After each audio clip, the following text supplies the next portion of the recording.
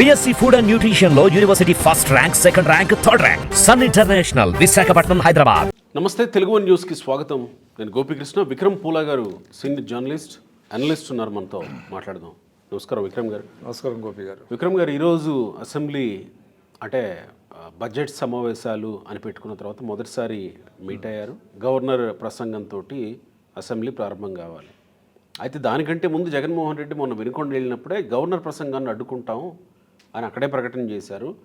అడ్డుకునే పరంపరలో భాగంగా అసెంబ్లీకి వస్తూనే అక్కడ గొడవ ఆ పోలీస్ అధికారులతోటి. ఆ తర్వాత అసెంబ్లీలోకి వచ్చారు. కాసేపు గవర్నర్ ప్రసంగిస్తుండగా హడావుడి చేశారు. రాజ్యాంగాన్ని, స్లోగన్స్ ఇచ్చారు, ప్రజాస్వామ్యాన్ని బ్రతికించాలని స్లోగన్స్ ఇచ్చారు. ఆ తర్వాత మళ్ళీ జస్ట్ ఒక 5 నిమిషాలు కూడా లేదు, గవర్నర్ ప్రసంగం మొదట్లోనే ప్రారంభించగానే అరిచారు, వెళ్ళిపోయారు. ఒకవేళ నిరసన తెలపాలనుకుంటే తీరు ఇదేనా? ఇలానేనా ప్రతిపక్షంగా వ్యవహరించాల్సింది? అంటే ఒకటి, ఇప్పుడు ఆయన ముందుగానే అనుకోని గవర్నర్ ప్రసంగాన్ని అడ్డుకుంటామని ముందే చెప్పాడు. దేనికి అడ్డుకుంటాం అంటున్నాడు ఆయన? రాష్ట్రంలో శాంతి భద్రతలు మొత్తం పూర్తిగా క్షీణించిపోయినాయి. అవును, రావణ కష్టంలా ఉంది, రాష్ట్రపతి పరిపాలన విధించాలి అనేది ఆయన డిమాండ్. అవును, దానికి ఎవరిని పెట్టాలి? రాష్ట్రపతి పరిపాలన విధించాలంటే చంద్రబాబు నాయుడు గారు ప్రభుత్వాన్ని రద్దు చేసుకోడు కదా. గవర్నర్ గారి దగ్గరికి వెళ్ళి కలిశారు.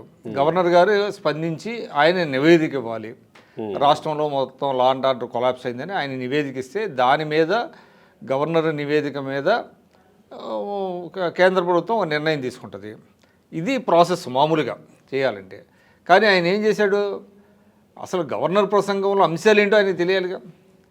గవర్నర్ ప్రసంగంలో ఏం చెప్పబోతుంది? గవర్నర్ ప్రసంగం అంటే సాధారణంగా అంటే గవర్నమెంట్ డైరెక్షన్, గవర్నమెంటు అంటే ప్రభుత్వం యొక్క దిశ ఏ విధంగా ఉందని చెప్పేది గవర్నర్ ప్రసంగం. అంటే ఏం చేయబోతున్నారు, పరిస్థితి ఏ విధంగా ఉంది, ఏం చేయబోతున్నాం అనేది ఒక డైరెక్షన్ చెప్తారు. ఆ క్రమంలోనే రాష్ట్ర పరిస్థితుల్ని కొంత ఉదహరిస్తారు. సో అసలు గవర్నర్ ప్రసంగంలో ఏముందో ఆయన తెలుసుకోకుండా, గవర్నర్ ప్రసంగంలో అంశాల పట్ల వాళ్ళు ఏకీభవించకపోతే బయటికి వెళ్ళి మీడియాతో చెప్పచ్చు. గతంలో ఇది గవర్నర్ ప్రసంగంతో అబద్ధాలు చెప్పించారనో, గవర్నర్తో అబద్ధాలు చెప్పించారు, రాజకీయ ప్రసంగంలో చేయించారు, ఇది గవర్నమెంట్ ఇచ్చినటువంటి ప్రసంగం ఆయన చదివాడు అంటే ఏదైనా ప్రభుత్వమే తయారు చేస్తుంది, గవర్నర్ గారు తయారు చేసుకోడు ప్రసంగాన్ని. అయితే ప్రభుత్వం తయారు చేసినటువంటి ప్రసంగం గవర్నర్ గారి దగ్గరికి వెళ్తే గవర్నర్ గారు చూసుకొని ఏమైనా కొన్ని సజెషన్స్ చెప్పచ్చు, ఆయన కొన్ని మార్పులు చేర్పులు చేయమని చెప్పి మళ్ళీ వెనక్కి తిప్పి పంపితే మళ్ళీ దాన్ని బట్టి ప్రభుత్వం ఏమైనా మార్పులు చేర్పులు చేస్తుంది.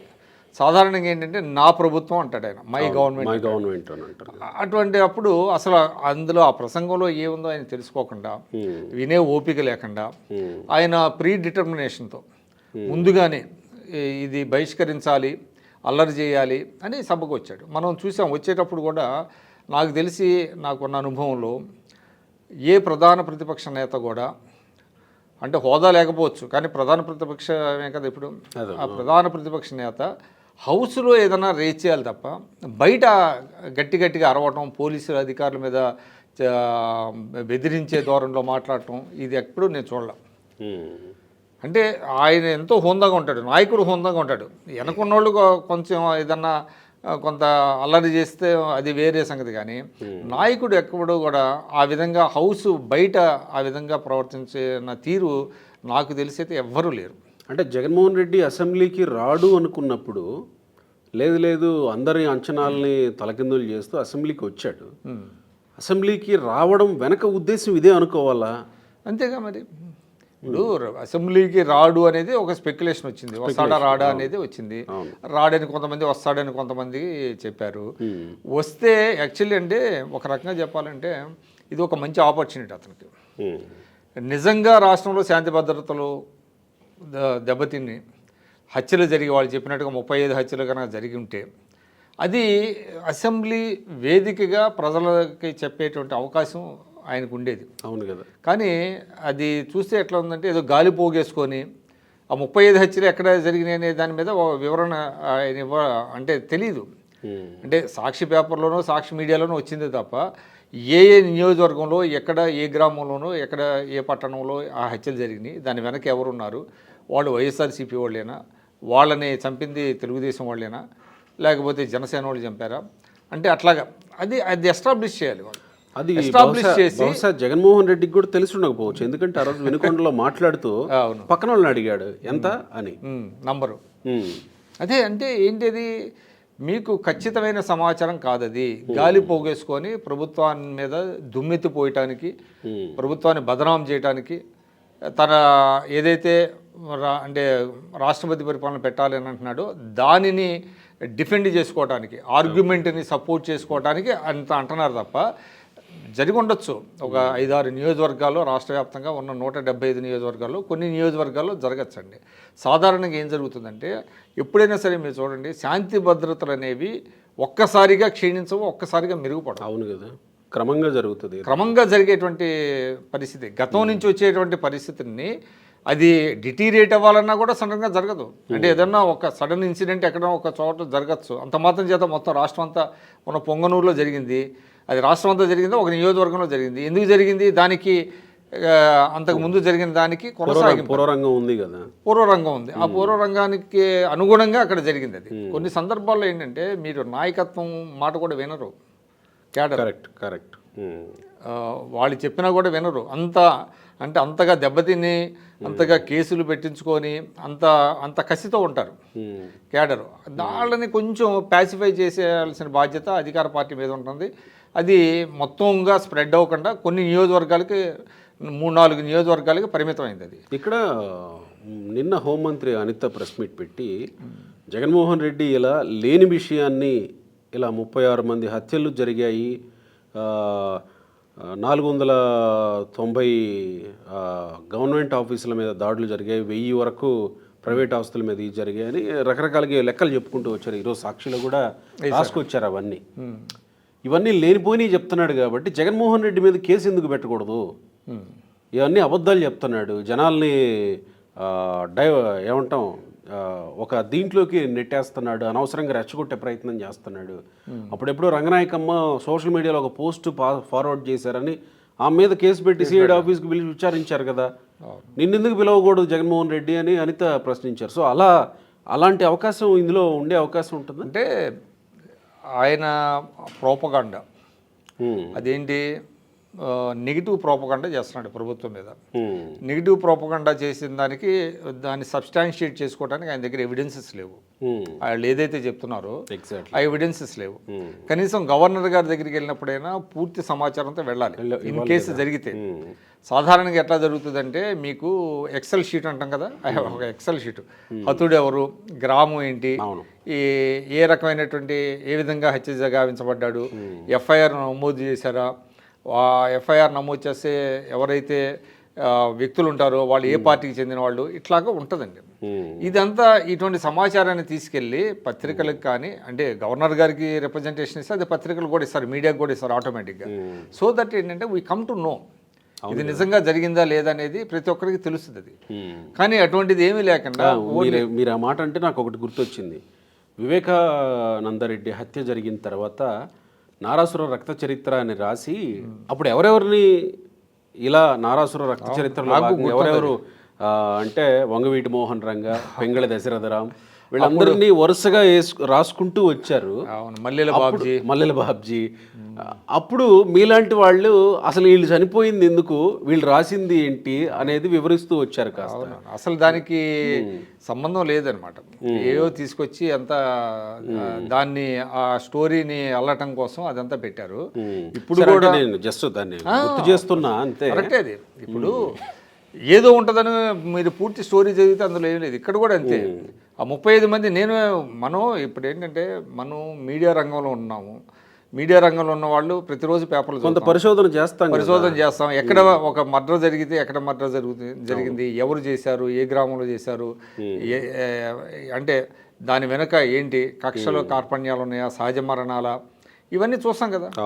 ఇప్పుడు నాకైతే ఒక అలవాటు ఉంది, రైతులు ఆత్మహత్యలు చేసుకున్నా కూడా నేను చూస్తాను. ఏ గ్రామంలో ఎందుకు ఆత్మహత్యలు చేసుకున్నారు, ఎంతమంది చేసుకున్నారు అనేది కూడా అట్లాంటి వివరాలు మనం చూస్తాం సాధారణంగా. కానీ ఈ 35 హత్యలకి ఎక్కడ కూడా సమగ్రమైనటువంటి సమాచారం లేదు. ఈ దాడులకి సంబంధించిన సమాచారం లేదు.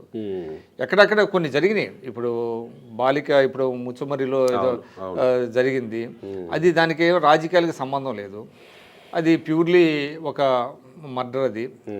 అట్లాంటి కొన్ని జరుగుతాయి, సహజంగానే జరుగుతుంటాయి. దానికి రాజకీయ రంగు పొలవటం అనేటువంటిది కరెక్ట్ కాదు. అది ఇన్ని జరిగినాయి. ఇప్పుడు అదే అంటుంది హోంమంత్రి, ఇలాంటి నెగటివ్ ప్రాపగండా చేస్తే అంటే వీ హ్యావ్ టు ఎక్స్ప్లోర్ అండి. ఎందుకు మేము కేసు పెట్టడానికి ఏ సెక్షన్స్ అనుమతిస్తుంది అనేది ఒక లీగల్ ఇది తీసుకోవాలి, అడ్వైస్ తీసుకోవాలి వాళ్ళు. తర్వాత ఈరోజు గవర్నర్ ప్రసంగిస్తున్నప్పుడు మొదలు పెట్టగానే రెస్పెక్టెడ్ స్పీకర్ అని మొదలు పెట్టగానే అవతల వైపు నుంచి స్లోగన్స్ మొదలైనవి జగన్మోహన్ రెడ్డి టీం నుంచి. తర్వాత కాసేపటికి ఆగిపోయాయి. వాళ్ళు చెప్తున్నది ఏంటి, వాకౌట్ చేసామని చెప్తున్నారు. వాకౌట్ చేయడానికి అదేనా పద్ధతి? వాకౌట్ చేసేటప్పుడు ఏంటంటే రిజిస్టర్ చేయాలండి.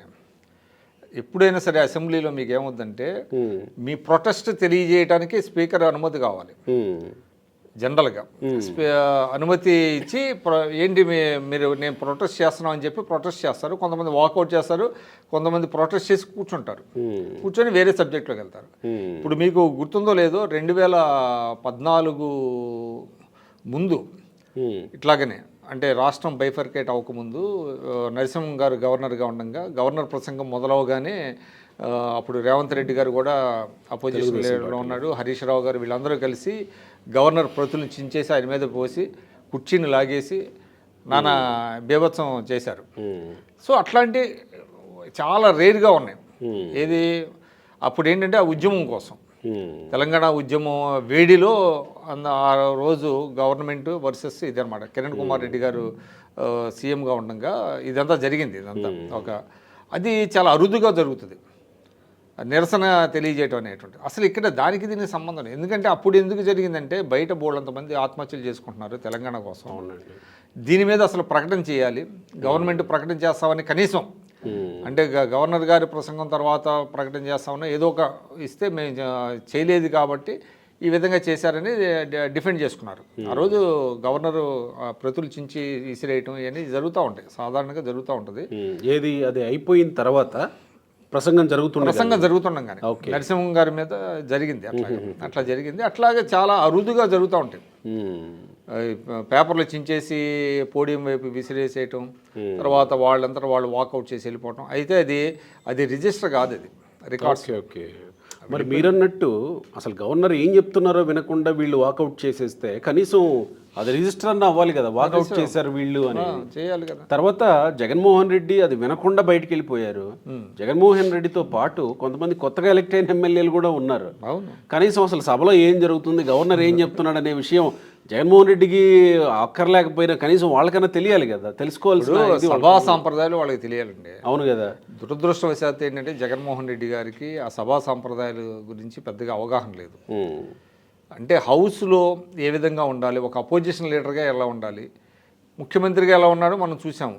ముఖ్యమంత్రిగా 5 ఏళ్ళు ప్రతిపక్ష నేతల్ని తిట్టించే క్రమంలో ఆయన నవ్వుతా మాట్లాడటం, స్పీకర్ గారు కూడా మాట్లాడేటివి, ఇవన్నీ మనం చూసాం. అది సభా సంప్రదాయాలు కాదు. ఇప్పుడు అపోజిషన్ రోల్లోకి వచ్చిన తర్వాత కూడా ఆయనకి తెలియట్లా ఇది ఒక వేదిక, చక్కగా ఉపయోగించుకోవచ్చు. నిజంగా మీరు నమ్మినది ప్రజలకు చెప్పాలంటే ఇది ఇంతకు మించినటువంటి వేదిక ఇంకోటి లేదు. ఇవాళ మీరు ఢిల్లీ పోతూ ఉంటున్నారండి, మీరు గమనించండి, ఆంధ్రప్రదేశ్లో శాసనసభ అంటే అసెంబ్లీ సమావేశాలు జరుగుతున్నాయి, తెలంగాణలో రేపటి నుంచి మొదలవుతున్నాయి, 23 నుంచి తెలంగాణలో, అక్కడ బడ్జెట్ సమావేశాలు జరుగుతాయి. ఎవరు పట్టించుకుంటారు ఈయన్ని? మీడియా ఫోకస్ అంటే సమావేశాలు జరుగుతుండగా ఢిల్లీలో చేస్తే ఫోకస్ అవ్వచ్చు అంటే నేను అనేది, ఢిల్లీకి వెళ్తే ఢిల్లీ ఫోకస్ అంతా. అసలు ఈయన సపోర్ట్ చేసి ఏ రాజకీయ పార్టీ ఉంది ఆయనకి ఢిల్లీలో? కలిసి వచ్చే పార్టీలతో కలుపుకుపోతాం అని అంటారు. ఎవరున్నారు ఇండియా కూటమిలో పార్టీలు ఎవరన్నా ఈయనతో స్నేహంగా ఉన్నాయా?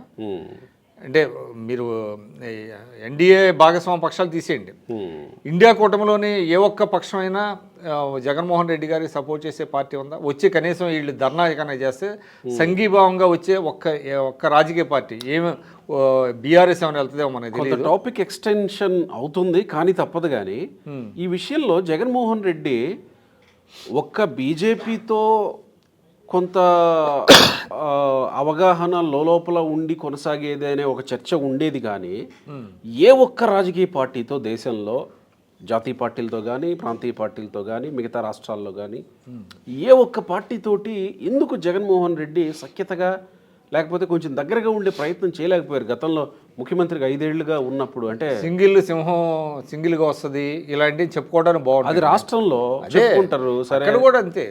అక్కడ కూడా మీకు ఏంటంటే జాతీయ స్థాయిలో సహజంగా ఏం చేస్తారో చెప్పుకుంటారు, ఇండిపెండెంట్లుగా ఉన్న వాళ్ళు కూడా ఒక ఫోరంగా ఏర్పాటు చేసుకుంటారు. అంటే డిఫరెంట్ రాష్ట్రాల నుంచి ఇండిపెండెంట్స్గా వచ్చారనుకోండి, ఒక 5-6 వాళ్ళు కూడా ఒక ఫోరంగా పెట్టుకుంటారు. ఎందుకు ఆ ఫోరంగా పెట్టుకుంటే వాళ్ళ వాయిస్ ఎక్కువగా వినిపించడానికి అవకాశం ఉంటుంది. ఏదో ఒక ఫ్రంట్ లాంటిది ఏదో పెట్టుకుంటారు ఇండిపెండెంట్స్గా కూడా.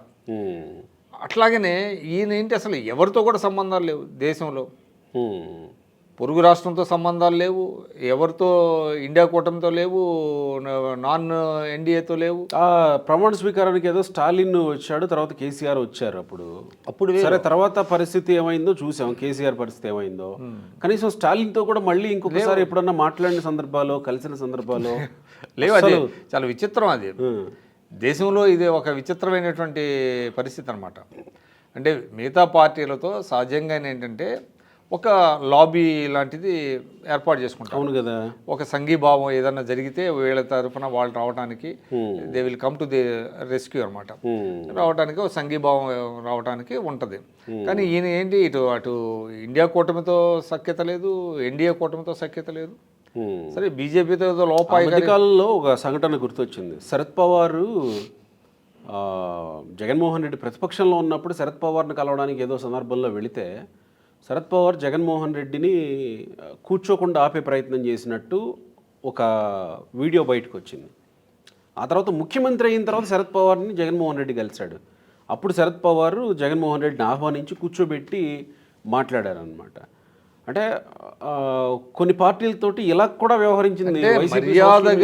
మర్యాదపూర్వకంగా కలవటం వేరు, ఒక రాజకీయ పరంగా ఒక మైత్రి ఏర్పాటు చేసి ఏదన్నా ఒక పాలసీ విషయంలో ఇప్పుడు కొన్ని కామన్గా అంశాలు కొన్ని ఉంటాయి. అవును. ఇప్పుడు రాష్ట్రాల హక్కుల కోసం పోరాడే క్రమంలో కొన్ని పార్టీలతో జాయిన్ అవ్వచ్చు, ప్రాంతీయ పార్టీలన్నీ కలవచ్చు. కానీ అటువంటిది కూడా ఏం చేసుకోలేదు. బీజేపీతో ఉండగా అలాంటి అవసరం రాదనుకున్నాడేమో జగన్. ఉండొచ్చు. అసలు ఆయన ఏమనుకున్నాడంటే నేను ఒక మోనార్క్ అనుకున్నాడు. ఆ పార్టీకి హెడ్గా ఉన్నప్పుడు అధికారం మందే శాశ్వతం అనుకున్నాడు. 5 ఏళ్ళైంది. ఇవాళ నేను అనేది ఢిల్లీ వెళ్తారు కరెక్టే, వాళ్ళ పేపర్లో వాళ్ళ మీడియా సొంత మీడియాలో రావచ్చు. కానీ నేషనల్ అటెన్షన్ రావడానికి వాళ్ళ చాలా ఇష్యూస్ ఉన్నాయంటున్నా. పార్లమెంట్ జరుగుతున్నటువంటి సమయంలో అక్కడ చాలా నీటి మీద ఇవాళ మనం చూసాము. ఇవాళ నీటి మీద చాలా గందరగోళం నెలకొంది. రేపొద్దున ఏ ఇష్యూస్ వస్తాయో మనకు తెలియదు. యూపీఎస్సీ నుంచి ఒక పక్క యూపీఎస్సీ చైర్మన్ రాజీనామా అదే ఒకటి ఉంది. అదేవిధంగా మీకు అదే బడ్జెట్ రాబోతున్నది కదా, బడ్జెట్ ఇవన్నీ చాలా ప్రకటించిన తర్వాత మళ్ళీ ఇంకొక గోల మొదలవుతుంది. మహారాష్ట్రానికి ఇవ్వలేదు, మణిపూర్ ఇష్యూ ఉంది, ఇట్లా చాలా ఉన్నాయి. అనేది ఏంటంటే మీరు ఏ కార్యక్రమం తీసుకున్నా it has to serve A purpose. ఒక పర్పస్ సర్వ్ అవ్వాలి. కానీ ఈయన పర్పస్ ఏంటి, జస్ట్ అంటే ఆక్యుపై ది స్పేస్ అనమాట. ఆ నేషనల్ లెవెల్లో కొంత ఆ స్పేస్ ఆక్యుపై చేయడానికి వెళ్తున్నట్టుగా ఉన్నది తప్ప నిజంగా ఇక్కడ ఒక ఇష్యూ ఉంది, ఇక్కడ రాష్ట్రంలో ఈ మాదిరిగా జరుగుతుంది అని నేషనల్ లెవెల్లో మిగతా పార్టీలు చెప్పే ఇది కాదు, ఆయన ఇంటెన్షన్ కాదు అది. ఎందుకంటే సమాచారం ఢిల్లీకి వెళుతున్నామంటే ఎప్పుడు వివేకానంద రెడ్డి విషయంలో అలాంటి స్టాండ్ తీసుకోవాలని నీకు అనిపించలేదా అన్నా అని చెప్పి ప్రశ్నిస్తా ఉన్నారు. వెరీ పర్టినెంట్ కదా. అవును. ఇప్పుడు ఆయనకి ఢిల్లీకి వెళ్ళి ధర్నాలు చేసేటువంటి అవకాశాలు చాలా వచ్చినాయి గతంలో. అది ఎప్పుడో ఒకసారి కూడా వెళ్ళాలి ఢిల్లీ వెళ్ళలేదు, నేషనల్ లెవెల్లో ఇవన్నీ కూడా చెప్పలేదు ఆయన. అటువంటిప్పుడు అంటే అప్పుడు ఉన్న ప్రభుత్వం యొక్క వైఫల్యాల గురించి ఏం మాట్లాడలేం. రైతుల ఇష్యూస్ కావచ్చు, ఇతరత్ర ఇష్యూలు కావచ్చు, ఆయన ప్రభుత్వాల వైఫల్యాల గురించి మాట్లాడితే కేసీఆర్, చంద్రబాబు ఉదాహరణలు ఉన్నాయిగా. అంతే. కాబట్టి ఆమె కూడా చాలా వ్యాలిడ్ పాయింట్ రేజ్ చేసింది. కాబట్టి ఏ విధంగా చూసినా కూడా జగన్మోహన్ రెడ్డి గారికి అంటే తను బలవడం కాకుండా మిగతా గెలిచిన ఎమ్మెల్యేలను కూడా బలి చేస్తున్నాడు. తప్పదుగా వాళ్ళకి. ఇప్పుడు వాళ్ళు అంటే రాజకీయాల్లో ఒకటి ఉంటుంది, బాస్ ఈజ్ ఆల్వేస్ కరెక్ట్ అన్నట్టుగా. ఇప్పుడు అదే కరెక్ట్, వాళ్ళు కరెక్ట్ చేసే పరిస్థితులు ఉంటే ఇంత దారుణంగా ఓడిపోదు. ఎగ్జాక్ట్ 5 ఏళ్ల పరిపాలన కూడా అంత దారుణంగా జరగదు.